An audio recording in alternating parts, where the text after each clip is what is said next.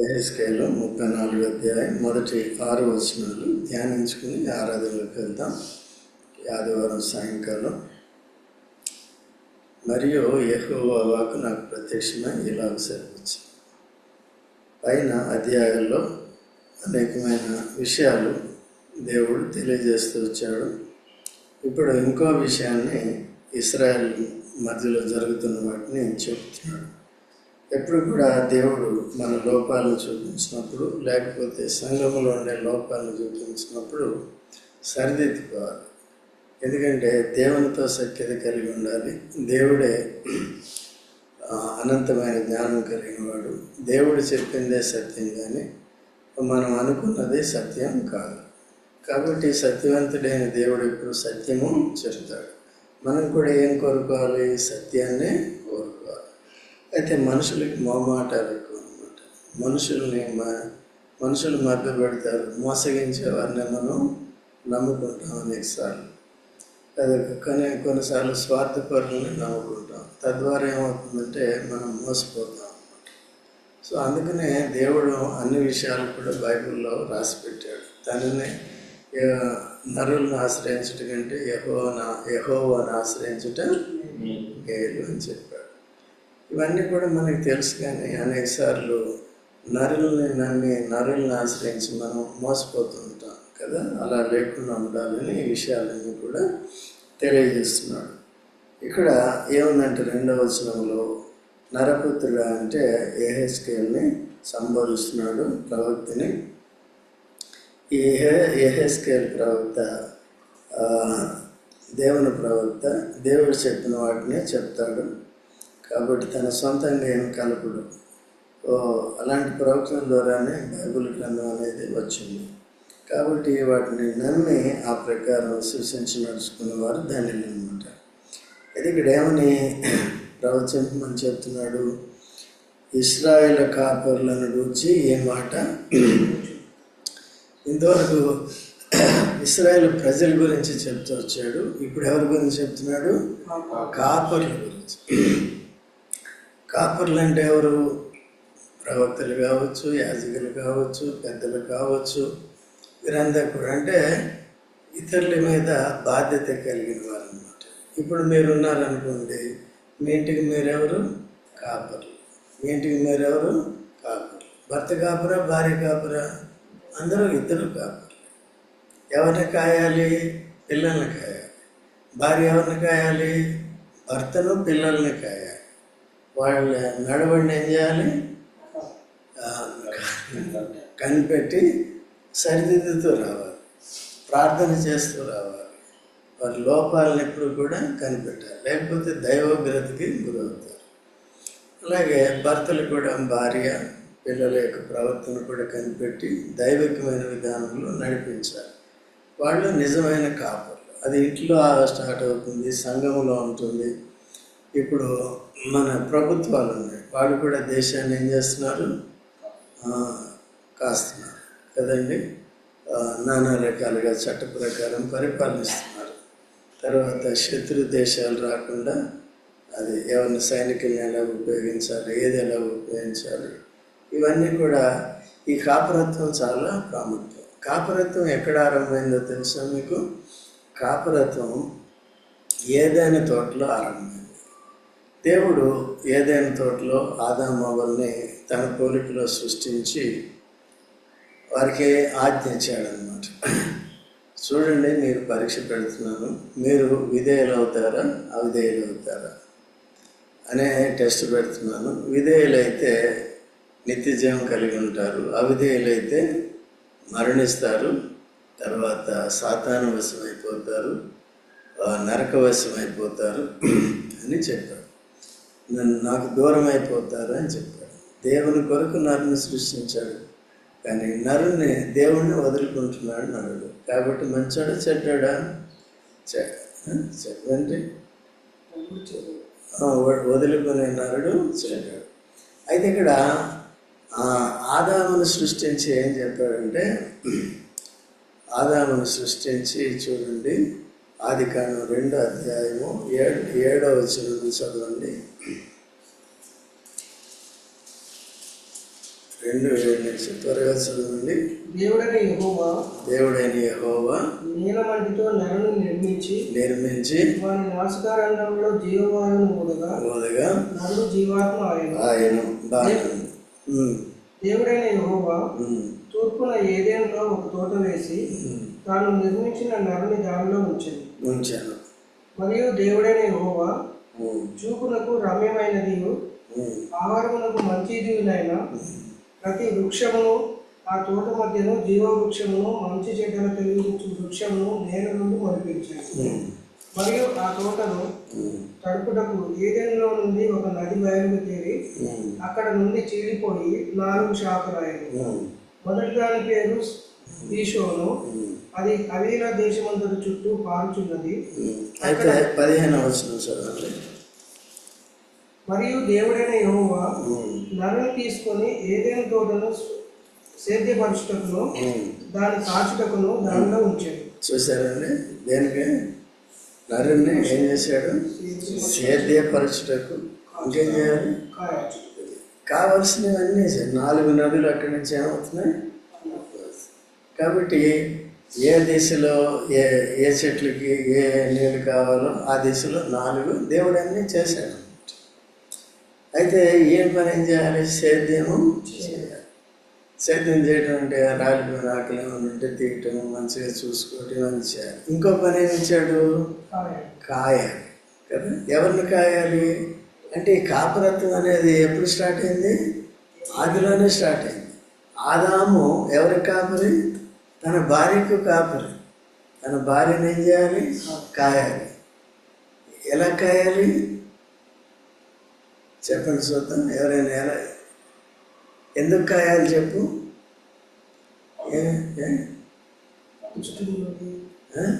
సరిగా చెప్పండి. ఏమనుకో ఏంటంటే అక్కడ డేంజర్ ఉంది.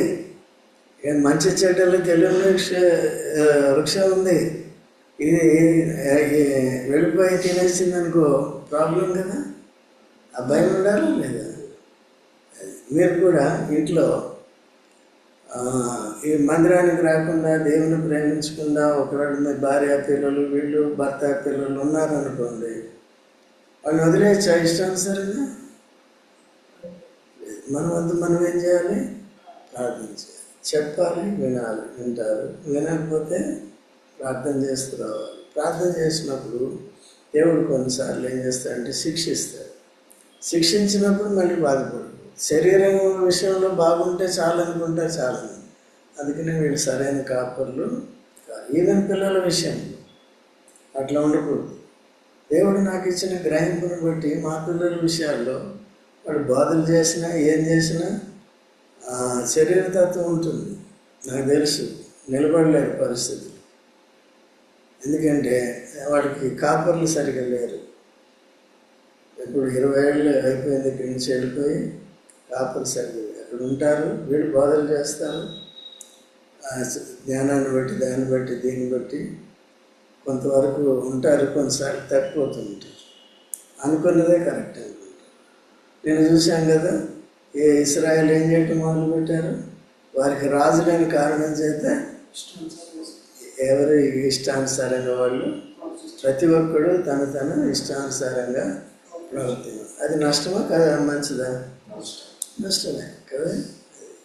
కాబట్టి తన భార్య ఆ చెట్టు దగ్గరికి వెళ్ళకుండా చూడాలి. మరి ఏం చూసాడు చెప్పు? ఏం చేశాడు? ఈయన దారిలో అయినా చెంబట్టుకుని ఎక్కడికి పోయి ఉంటాడు. ఆమెమో చెంబట్టుకుని ఎట్టిపోయింది. ఎటు? సో అది ఈనాడు సంఘానికి కాపరి ఎవరు? మంచి కాపరి యేసు. మనమందరం కూడా దేవుని యొక్క కాపరత్వంలోంచి తొలగిపోయి సాతాను యొక్క కాపరత్వంలోకి వచ్చేసాము. అయినప్పటికీ కూడా యేసు ప్రభు మంచి కాపరిగా, యోహాను సువార్త 10వ అధ్యాయం 10వ వచనం నుంచి ఉంటుంది. మంచి కాపరిగా వచ్చి, కావాలంటే చదువుకోండి,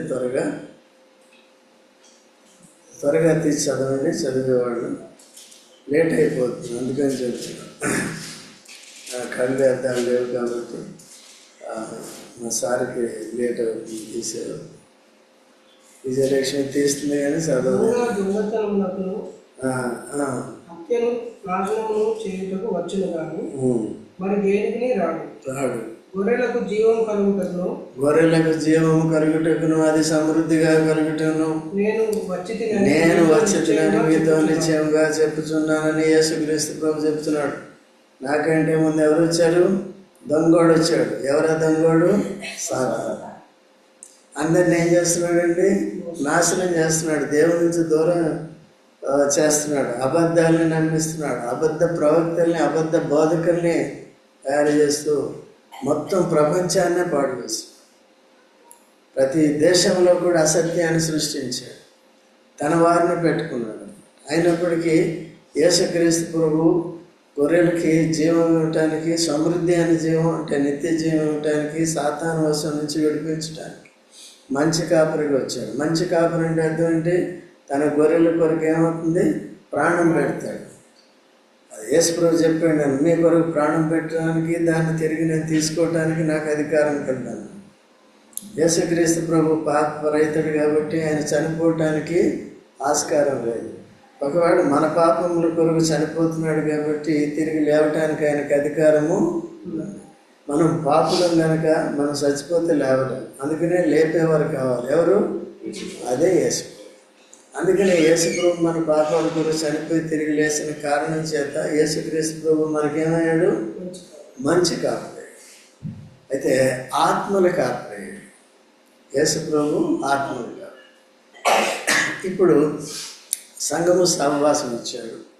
ఈ సంఘంలో కూడా మనమంతా కూడా దేవుని బిడ్డలమైతే, దేవుని ప్రజలమైతే ఇక్కడ కూడా శరీర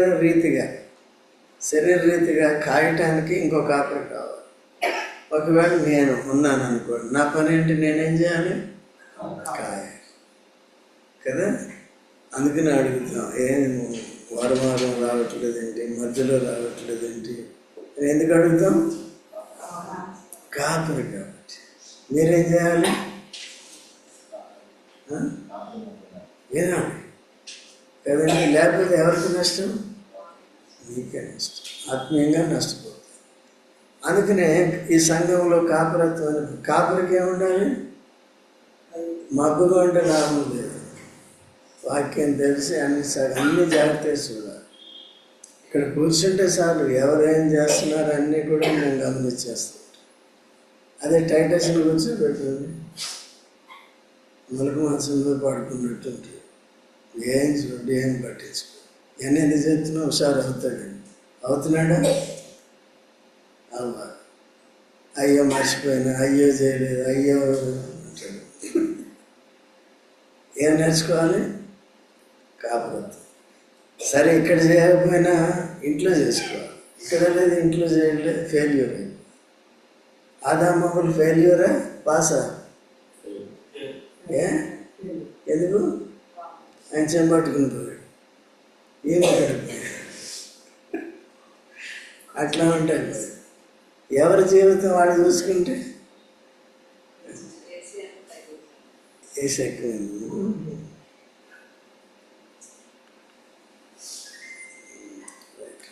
కాబట్టి అందుకనే ఆదాముని కాపరిగా తన సొంత భార్యను ఏం చేయాలి?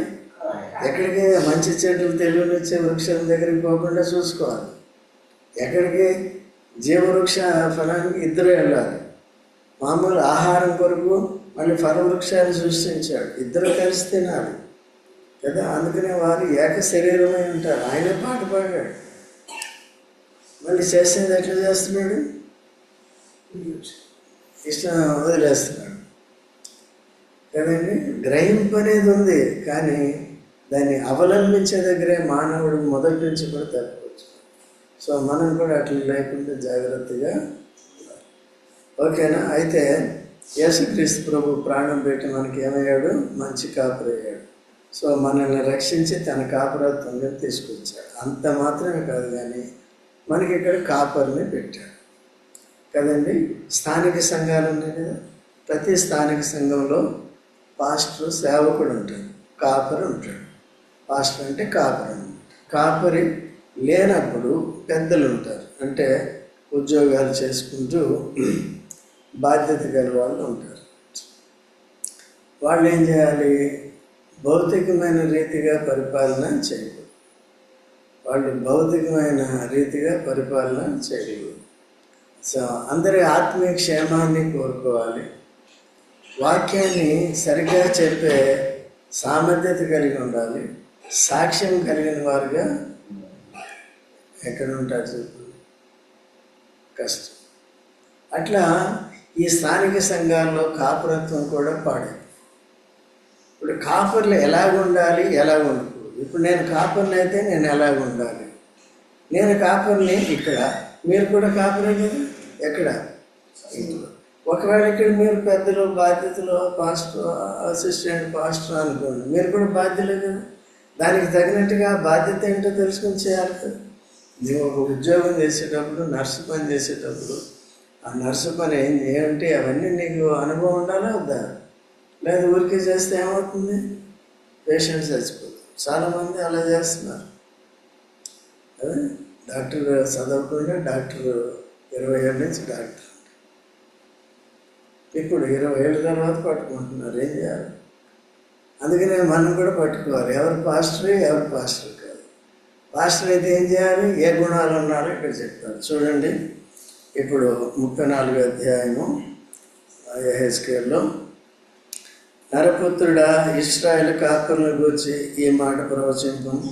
ఈ కాపరులతో ఇట్లనము, ప్రభువు యెహోవా సెలవిచ్చినదేమనగా, తమ కడుపు నింపుకున్న ఇశ్రాయేలు కాపరులకు ఏం చేస్తున్నారండి? ఇశ్రాయేలు కాపరులు మొట్టమొదటిగా కడుపు నింపుకుంటారు. ఎందుకయ్యా ఈ కాపరి పని చేస్తున్నారంటే, మేము సంపాదించుకుని తినటానికి. ఎవరి దగ్గర? ఎందుకంటే వీళ్ళంతా ఇశ్రాయేలు ప్రజలు ఏం చేస్తారంటే, భక్తి ఉన్నా లేకపోయినా దేవుని మందిరానికంటే ఏదో ఒకటి తీసుకొస్తారు. కొంతమంది ఉంటారు మన దగ్గర, రక్షణ లేని వారు కూడా ఉంటారు. వాళ్ళు అప్పుడప్పుడు వస్తారు, డబ్బులు మాత్రం ఏం చేస్తారు? భక్తి సరిగ్గా లేదు కదా. ఇప్పుడు అలాంటి వాళ్ళని కూడా మనం ఏం చేయాలి? మందలించాలి. నాకు డబ్బే కావాలనుకున్నప్పుడు, డబ్బు నువ్వు రాపోయినా పర్లేదు, డబ్బే అంటే. ఈ కాపర్లు ఎటువంటి వాళ్ళు మొట్టమొదటిగా ఏం నింపుకుంటారు? కడుపులు నింపుకుంటారు.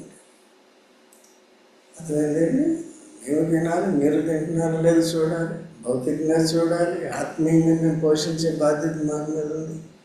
భౌతికంగా కూడా మీరు కష్టపడి ఎవరికైనా ఏం అప్పులు ఉంటున్నాయి, ఎందుకు ఎవరికి ఎన్ని శ్రమలు ఉన్నాయి, ఎన్ని ఆర్థిక ఇబ్బందులు ఉన్నాయి, ఇవన్నీ కూడా తెలుసుకుని ప్రార్థన చేయాలి. మీకు సలహా ఆలోచన కూడా చెప్పాలి. దీన్ని బట్టి ఐక్య విచారాలు, ధనమోసాల్లో ఉంటే ఆత్మీయంగా మనం ఉండలేం. దేవుని స్వరాన్ని మనం వినలేం, విశ్వాసం కలిగి జీవించలేం. ఇవన్నీ కూడా కాపరి చూడాలి.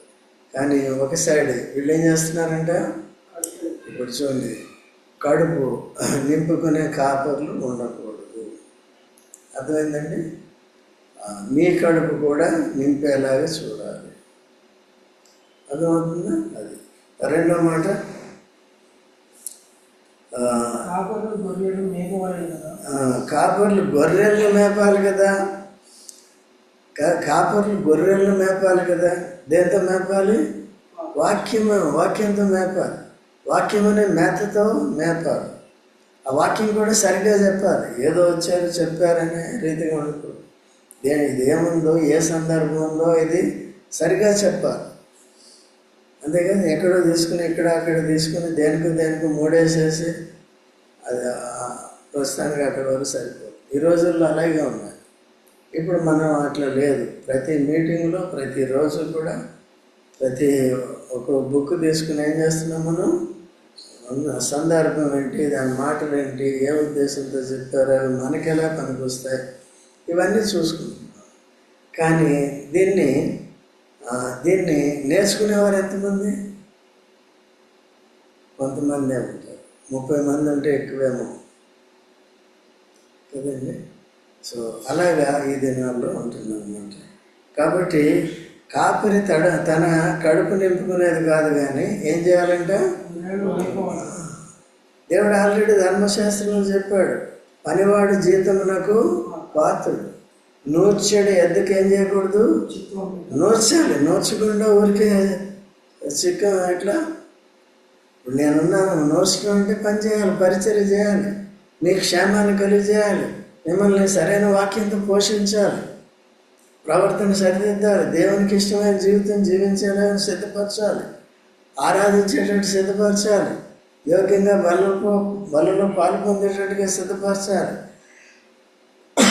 ఇష్టానుసారంగా ఉన్నట్టు 4 డబ్బులు తీసుకొచ్చేయండి, మంచిగా తిని పండుకుంటానంటే కాపర్లు ఎలా ఉంటారు? ఏం చేయాలంట? వాళ్ళు ఏదో భౌతికం ఇచ్చేదంటే తిని బతికి ఏం చేయాలి? వాళ్ళకి వాక్యం అంటే ఆత్మీయంగా వాళ్ళని పోషించాలి, వాళ్ళని మేపాలి. తర్వాత కాపర్లు గొర్రెలు మేపవాలి కదా. మీరు క్రొవ్వైన గొర్రెలను వధించి క్రొవ్వను తిని బొచ్చును కప్పుకుందరు, కానీ గొర్రెలను కొవ్వైన గొర్రెలు అంటే ఎవరండి? డబ్బున్నవాళ్ళని. ఇప్పుడు కొన్ని స్థానిక సంఘాల్లో డబ్బులు ఉన్నవాడిని పెద్దలుగా పెడతా ఉంటారు, డబ్బులు ఉన్నవాడిని డబ్బులు లెక్కించి దాంట్లో పెడతారు.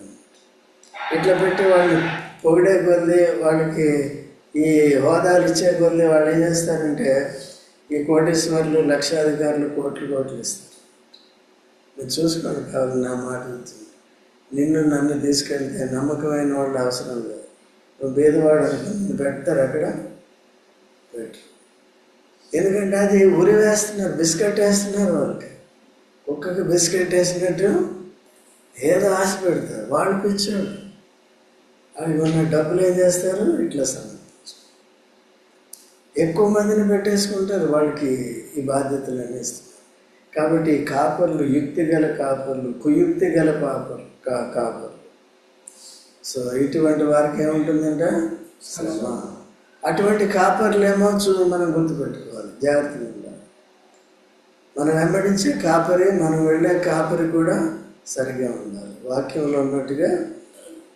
లేకపోతే ప్రశ్నించాలి, అర్థమవుతుందండి. లేకపోతే డబ్బులు ఇవ్వకూడదు. మనల్ని మేపనప్పుడు మనం ఎందుకు ఆయన మేపాలి? అంతే కదా. ఏం చెప్పాను? మిమ్మల్ని ఆత్మీయంగా మేపినప్పుడు మీరు ఎందుకు వేయాలి డబ్బులు? వేయకండి. మేపితే వేయరు, మేపకపోతే వేస్తారు. మీరు కాదండి, మామూలుగా చెప్తున్నాం బయట. అట్లా ఉంది అంత బండి. అంతేనమ్మా, కరెక్ట్ చెప్తున్నాను. అందుకనే రైట్. తర్వాత మీరు క్రొవ్వెను గొర్రెలను వధించి కొవ్వును తిని బొచ్చును ఏం చేస్తారంట? ఉలెన్ జాకెట్లు, లెదర్ జాకెట్లు కదండి, మంచి సూటు బూటు. ఈ కూర్చున్న వాళ్ళకి పెద్ద చొక్కాలు ఉంటాయి. ఇక్కడ వాళ్ళకి ఎక్కడి నుంచి వచ్చింది? నీకు వాళ్ళు ఇచ్చిందే కదా. అంటే దాన్ని బట్టి మనకు అర్థమైపోతుంది. ఓకేనా? తర్వాత బలహీనమైన వాటిని మీరు ఆత్మీయంగా బలహీనంగా ఉన్నారు, విశ్వాసంలో బలహీనంగా ఉన్నారు, వారిని ఏం చేయాలి? బలపరచాలి. అందుకని విశ్వాస వాక్యాన్ని మీకు బోధించాలి. వచ్చినప్పుడల్లా మీ విశ్వాసంలో బలపడేటట్టుగా, క్రీస్తు యేసులో వచ్చిన రక్షణ కొనసాగించుకునేటట్లుగా, యేసు ప్రభు రెండో రాకడ గురించి సిద్ధపడేటట్లుగా చెప్పవలసి ఉంటుంది. అర్థమవుతుంది? అయితే రావాలి కదా, గొర్రెలు రావు. ఈ కార్పొరేట్ చర్చెస్ వచ్చి ఒక చెడ్డ పని చేస్తుంది. వాళ్ళు ఏంటంటే కేవలం ఆదివారం పెట్టారు. ఇప్పుడు మనలాంటి వాడి దగ్గర కూడా చాలామంది యవనస్తులు ఇప్పుడు ఆదివారానికే పరిమితం అవుతుంది. ఆ ఆదివారం కూడా రావట్లేదు. చాలా ఎవరు నేర్పించారు?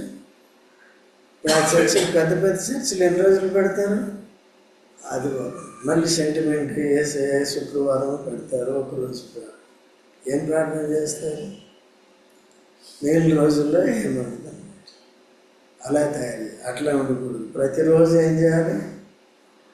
ఇప్పుడు గొర్రెల్ని ఒక్కరోజు ఆదివారం మేపుతారు ఎవరైనా? ఎప్పుడు మేపుతారు? రోజు. మరి రోజు ఎక్కడ మేస్తున్నారు? ఇక్కడ మేపుతున్నాం కదా. రోజు మీరు మేపుతున్నారా మమ్మల్ని? ఎప్పుడు మేపుతున్నారు? వారానికి ఒకసారి మేము మేపుతున్నాం. 2 రకాలుగా కూడా మేము మేపుతున్నాం. అంటే మీరే అనుకోండి, మాదేం కాదు. అర్థమైందా? కాబట్టి అలాగా మేయాలి. రోజు కూడా మీరేం చేయాలి? మీరు మమ్మల్ని మేపేది రెండోది, కానీ మీరు మేస్తే మాకు అదే ఆనందం. ఓకేనా? అది కాబట్టి బలిసిన వాటిని ఏం చేస్తారంటే, కొవ్వుని వాటిని, బలహీనమైన వాటిని మీరు బలపరచరు. తర్వాత రోగము గల వాటిని. ఇప్పుడు చూడండి, బలహీనము, రోగము ఎవరు చెప్పండి చూద్దాం. బలహీనము, రోగము, బలహీనమైన వారు, రోగము, రోగులు ఎవరు చెప్పండి? చెప్పే సురేష్, ఏమైనా అర్థమవుతుందా? నువ్వు బలహీనుడువా, రోగివా? కాదు. చూడు, 1 కొరింథీ 11వ అధ్యాయం 30వ వచనం చదివి 29, 30, 29, 30 చదవండి త్వరగా. ఎవరన్నా గట్టిగా.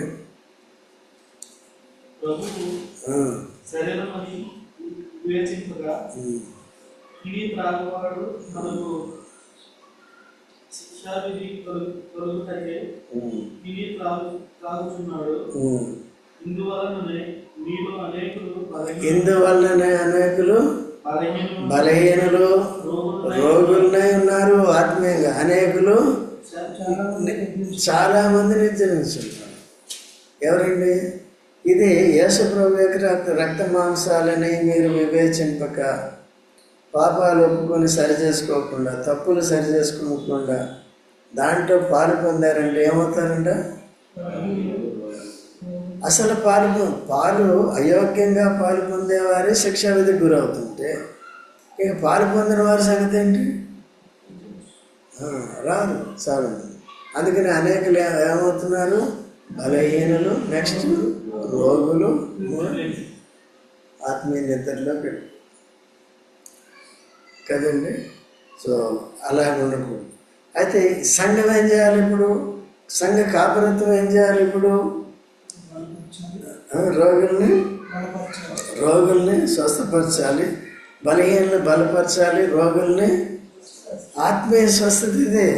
కానీ ఈ రోజుల్లో ఏం చేస్తున్నారు? ఇక్కడికి రండి, జ్వరం ఉందా పోతుంది, క్యాన్సర్ ఉందా పోతుంది.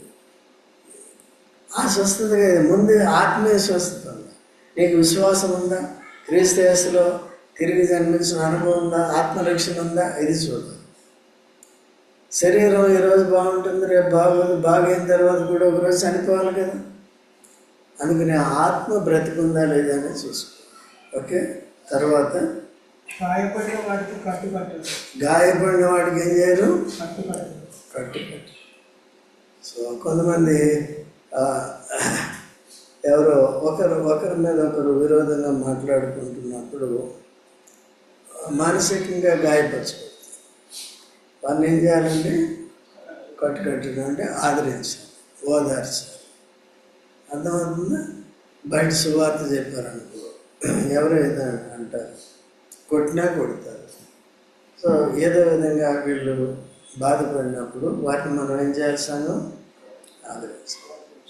లేకపోతే ఇంట్లో ఎవరు చనిపోయారు, ఏదో అయ్యారో, సహజంగా బాధలు వస్తాయి. వాటిని ఏం చేయాలి? అర్థమవుతుందా? తర్వాత తోలి వేసిన వాటిని మరలా తోలుకుంటారు. అయితే కొంతమంది ఏం చేస్తారంటే వెళ్ళిపోతారు. వెళ్ళిపోయినప్పుడు వారు బుద్ధి సరి చేసుకుంటే, ప్రవర్తన సరి చేసుకుంటే వాళ్ళని ఏం చేయాలి? మార్క్ అనే వ్యక్తి, బర్నబా యొక్క మేనల్లుడు, వాడితో కలిసి వెళ్ళేవాడు పరిచర్యకి. ఎవరు? పౌలు బర్నబాతో కలిసి. అయితే అక్కడికి వెళ్ళిన తర్వాత వాడికి చెప్పా చేయకుండానే ఇంటికి వచ్చేసాడు తిరిగి. వీడు పరిచర్య వదిలేసి వాడిని వెతుక్కుంటూ కూర్చున్నాడు. ఎన్నటికీ దొరకకపోతే మళ్ళీ వెనక్కి తిరిగి వచ్చాడు. మళ్ళీ కొన్ని రోజుల తర్వాత మళ్ళీ వెళ్దాం, సంఘాలను చూద్దామని పౌలు బర్నబాతో అంటే మార్కుని తీసుకెళ్దాం అంటాడు. మార్క్ అంటే మేనల్లుడు. ఈయనంటాడు మన పోతే ఎంత డిస్టర్బ్ చేశాడు, పరిచర్య చేయలేకపోయాం, మళ్ళీ ఎందుకు వద్దు అంటే వినడు. బంధు ప్రీతి ఎవరికి? బర్నబాకి, మేనండి. బంధు ప్రీతి అంటే తప్పులు చేసినా ఏం చేస్తాం? కవర్ చేసేస్తాం. మళ్ళీ వెళ్ళిన తర్వాత మళ్ళీ పాడవుతే వద్దు అని చెప్తాను. వద్దు అంటే నేను కూడా నీతో రానని ఇద్దరు వేరైపోతారు. పౌలు బర్నబా అక్కడే వేరైపోతారు. అపోస్తల కార్యములు 15వ అధ్యాయంలో. అయితే పౌలు శీలాన్ని తీసుకుని వెళ్ళిపోతాడు. ఈయన మార్క్ ఏమయ్యారు? తర్వాత ఎక్కడ కనపడు. అలా ఉంటుంది. పరిశుద్ధాత్మ జతపరిచి పరిచర్య ఇస్తే బంధు ప్రీతిని బట్టి ఏం చేసుకున్నాడు ఈయన? వాడు చేసుకున్నాడు. అట్లా సరే, ఇక్కడ సంఘాల్లో కూడా బంధు ప్రీతి ఉండకూడదు కదా. నా తర్వాత నా కొడుకుని పెడతాను, నా తర్వాత నా కూతుర్ని పెడతాను, నా తర్వాత నేను నా ఇంటి వారే ఇక్కడ ఉండాలి. ఇప్పుడు సంఘాలన్నీ అలాగే ఉంటాయి. బయట వారిని సిద్ధపరచు. తర్వాత తప్పిపోయిన వాటిని వెతకరు. 2వ వచనం 4 ఇంకా అక్కడే ఉన్నావా? తప్పిపోయిన వాటిని ఇన్ని ఉన్నాయండి. కాపరి బాధ్యతలని చాలా ఉన్నాయండి. ఒక మాటలో చెప్పేశాడు అయ్యగారు. బలహీనమైన వాటిని బలపరచాలి, రోగం గల వారిని స్వస్థపరచాలి, గాయపడిన వాటిని ఆదరించాలి, తోలు వేసిన వాటిని మరలా సమకూర్చాలి, వారి కొరకు ప్రార్థన చేయాలి సమకూర్చబడేటట్టుగా. తప్పిపోయిన వాటిని వెదకరు అంటే వేరే తప్పుడు సిద్ధాంతాల్లోకి వెళ్ళిపోతూ ఉంటారు. వారిని వెదకరు. తర్వాత అది మాత్రమే కాక కఠిన మనస్కులే బలాత్కారంతో వాటిని కఠిన మనస్కు. చాలా నేను చూస్తాను, మీరు చాలా కొంతమంది ఉంటారు పాస్టర్లు, చాలా కఠినంగా మాట్లాడుతుంటారు కదండి. వాడికి కావాల్సిన వరకు డబ్బు అనమాట. ఎవరన్నా ఇవ్వలేదనుకో వారిని ఏం చేస్తారు? మేమెవరిని అంటాం మాటలు అంటే లేట్గా వస్తే, ఇర్రెగ్యులర్గా వస్తే, ఏమమ్మా ఎందుకు రావట్లేదు? ఎందుకు మీ పరిస్థితులు మీకు ఉంటే అవి కూడా తెలుసుకోవాలి. లేటుగా వస్తే, అలవాటుగా లేటుగా వస్తుంటే చెప్తాం. ఎవరి కొరకు? నా పని నేను చేస్తున్నాను, మీరు మార్చుకుంటే మంచిది, మార్చుకోకపోతే దేవునికి లక్ష్యం. ఏమి చెప్పకుండా వదిలేసామనుకోండి ఏమవుతుంది? అందరూ అదే టైంకి వస్తారు. ఏం రాదు. యేసు ప్రభు ఎప్పుడు వస్తాడు? టైం అంటే టైం అంతే. యేసు ప్రభు మనం ఎప్పుడు రావాలి? యేసు ప్రభుకి టైంకి రావాలా? ఇంకా ముందే రావాలి. ఒక మినిస్టర్ వస్తున్నాడు అనుకో మీ ఇంటికి, ఏం చేస్తాం? మినిస్టర్ వచ్చే టైంకి వెళ్తావా? చీఫ్ మినిస్టర్ 10 గంటలకు వస్తానన్నాడు కదా, ఇక్కడికి వస్తానన్నాడు. నువ్వు ఎప్పుడు రావాలి? ముందంటే 18 ఇప్పుడు భోజనాలు ఉంటాయి కదా, మంచిగా టైంకి వస్తాను. కానీ ఈ మన వంశం ఏం చేస్తాడంటే 9 గంటలకు స్టార్ట్ చేస్తాం. అంతా రోడ్డు క్లీన్ చేయటం, చీపురు గట్ట తీసుకుని అవన్నీ చేయటం,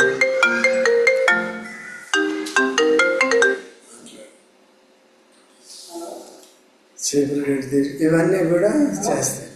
అట్లా కార్యాలు ఏమవుతున్నాయండి? దొరకదు. తర్వాత ముగించుకుందాం. బలాత్కారంతో వాటిని ఏలుగురు. 5వ వచనం. కాబట్టి కాపర్లు లేకపోయేవి చెదిరిపోయాను. చాలామంది విసిగిపోయి చెదిరిపోయారంటే వీళ్ళకి పరిమితం అయిపోవటం కానీ, ఇటు అటు చెదిరిపోవటం కానీ, ఇంక బలహీనం అయిపోవటం, ఆత్మీయంగా బలహీనం అయిపోవటం కానీ ఉంటారు. సో దేన్ని బట్టండి? కాపురత్వం సరిగా లేకపోతే. కాబట్టి చెదిరిపోయే సకల అడవి మృగములకు ఏమైపోయినంట? సాతానికి ఆహారం. తర్వాత నా గొర్రెలు పర్వతములన్నిటి మీదను ఎత్తైన ప్రతి కొండ మీదను తిరుగులాడుచున్నవి. నా గొర్రెలు భూమి అంతటా చెదిరిపోయినను వాటిని గురించి విచారించేవాడును లేడు, వెతుకువాడును. ఇశ్రాయేలు చూసినట్లయితే వీళ్ళంతా కూడా పలు దేశాల్లోకి చెదిరిపోయారు. వాళ్ళందరినీ ఏం చేయాలి? సమకూర్చాలి. ఇస్రాయేల్ దగ్గరికే తీసుకోవాలి. మనల్ని ఎక్కడికి సమకూరుస్తాడు? పరలోకానికే సమకూరుస్తాడు. అవిశ్వాసులు ఎవరైనా వెళ్తారు అక్కడికి? లేదు. సంఘంలో కూడా చెదిరిపోయిన వారిని ఏం చేయాలి? మనం సమకూర్చాలి. వెళ్ళిపోతూ ఉంటారు నానా రీతిగా.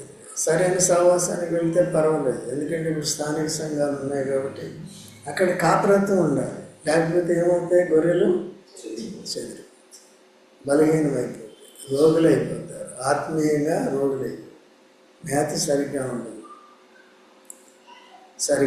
కాబట్టి అట్లా లేకుండా దేవుడు యేసుక్రీస్తు ప్రభు మంచి కాపురిగా ప్రాణం పెట్టాడు. మనల్ని అనుదినము కూడా ఏం చేస్తున్నాడు? వాక్యమని ఆత్మీయ ఆహారం చేత పోషిస్తున్నాడు, ఆదరిస్తున్నాడు, ధైర్యపరుస్తున్నాడు, స్వస్థపరుస్తున్నాడు, హెచ్చరిస్తున్నాడు, గద్దిస్తున్నాడు, బుద్ధి చెబుతున్నాడు. ఇదంతా మేలా తేలా? ఎందుకు ఇవన్నీ? బలహీనలు కాకుండా, రోగులు కాకుండా, చెదిరిపోకుండా దేవుని సేవ చేసేలాగా మనల్ని స్థిరపరుస్తున్నాడు. దాన్ని బట్టి దేవుని ఏం చేయాలి?